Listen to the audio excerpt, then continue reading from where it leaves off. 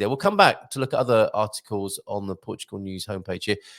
On the politics side, PS then and AD are neck and neck. The last week of the campaign for the legislative elections began this Monday, 4th of March. And I really did hear a news. It was Matt Fry, actually. I spoke about Matt Fry a little bit earlier on. And he talked about the Iranian erections, sadly. So I have to, having laughed at him and even saying to him, fantastic, erections in Iran, make love, not war. I've got to make sure I'm not hoist by my own petard here.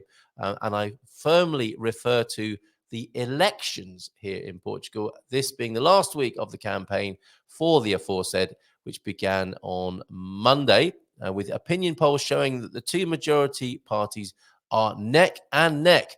According to Vizial, the Aximage poll for JNDN TSF places PS and AD. That's a nice lot of acronyms for you.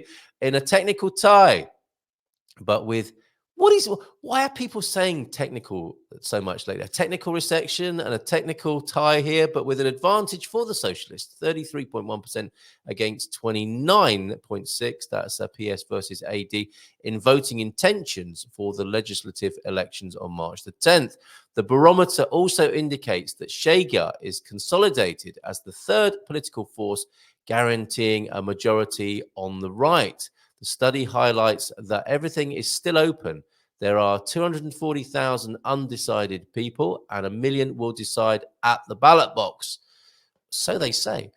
Diario de Noticias reported on the 4th of March that in Chaves, the president of the PSD stated that, and in quotes here, an unequivocal victory for AD is underway. Okay, so for the social democracy, leaning more to the right there. But when asked if he intended to ask voters for an absolute majority, he replied that, again quoting, he will not ask for any majority and will fight for the largest number of votes possible.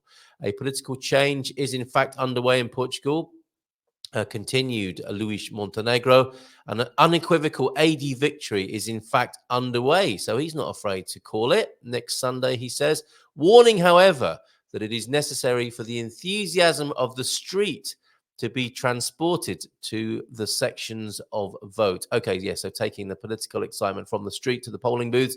The General Secretary of the PS dramatized what was at stake in the early elections, considering that the only way to stop the return of the right to power was through the concentration of votes for the socialists. In Alforada, the municipality of Gaia, Pedro Nuno Santos addressed the hundreds of people who listened to him on the streets to thank them for their strength and highlight that the PS is the on the way, let me quote him correctly, on the way to victory to build a country for everyone.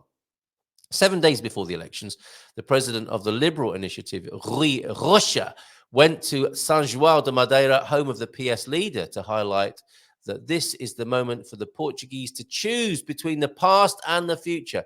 Very sort of traditional political rhetoric. Change, past, future, blah.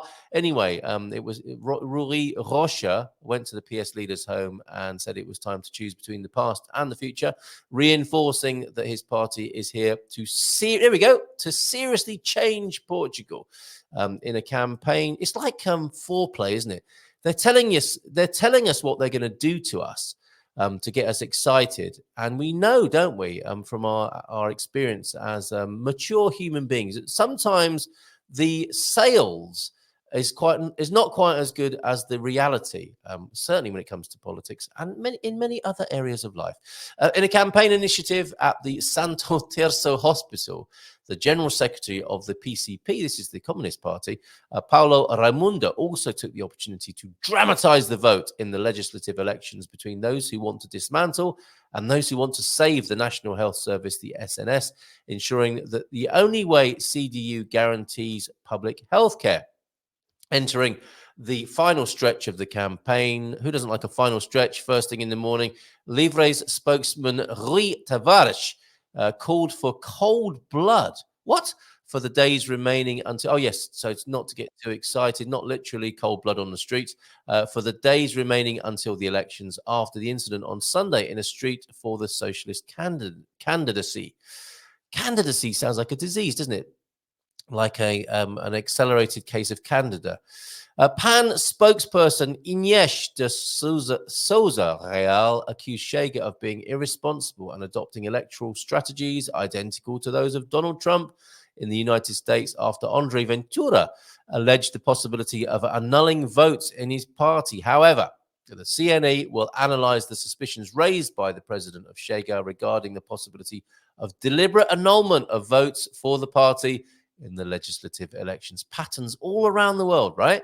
We will analyze this matter, and then, depending on the available information and the facts we have, we will consider opening an investigation, in brackets, but it has not yet been assessed. The CNE, I guess that's the Electoral Commission of Portugal. The spokesman for that organization, Fernando Anastasio, told the Lusa news agency. And then, just in conclusion here, or is it? Maybe there's loads more.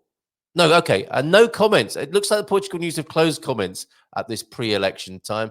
James from the Anson Brewery joining us soon. Just going to finish off then. We might return to this after we've had a chat with James this morning. According to Lusa, the Prime Minister and former General Secretary of the PS, Antonio Costa, will attend the socialist rally in the Aula Magna in Lisbon tonight. And this was reported, let me have a look. This was just 14 hours ago, so he will have already done that. That's Antonio Costa, and but without speaking. Okay, so he's just keeping a low profile after his recent resignation, which sparked all of this. And at the rally last night, in addition to the closing ceremony by the leader of the PS, Pedro Nuno Santos, excuse me a moment. And we'll be glad when James gets here. I'll have a sip of water. The head of the socialist list for the Lisbon Circle, Minister Mariana Vieira da Silva, and the Secretary General of the JS, Miguel Costa, will be speakers at that PS conference last night. 18 political forces, 15 parties, and 3 coalitions are competing in these elections. Well, that's nice and complicated, isn't it, for us foreigners? And I will do my best as the week unfolds to bring you more that might decode that. And we'll have a look, as I say, when we've had a chat with James, because there's some interesting stuff over on the Portugal resident homepage, including immigrants protesting outside the asylum agency. That'll be IMA in Portimão, interestingly referring to IMA as the asylum agency there, formerly CEF, of course. And there was some great Natasha Don reporting about the election too. More than 60% of Portuguese tend not to trust Parliament. One of her pieces there, and the president appealing to citizens to use their right to vote. So we may have a look at that